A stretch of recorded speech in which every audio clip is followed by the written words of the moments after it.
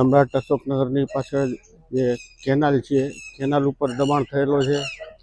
એમાં એની આજુબાજુના વિસ્તારમાં જે એન્ક્રોચમેન્ટ કરેલો છે એ પોલીસ પ્રોટેક્શનને સાથે રાખી જો દબાણ દૂર કરવાની કાર્યવાહી હાથ ધરવામાં આવેલ છે.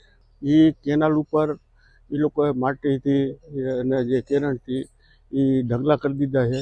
એટલે જે સરકારી જગ્યા હતી એના ઉપર દબાણ કરવાની ટ્રાય કરેલ છે. એ દબાણ દૂર કરવાની કાર્યવાહી અત્યારે આજે ચાલુ કરવામાં આવેલ છે.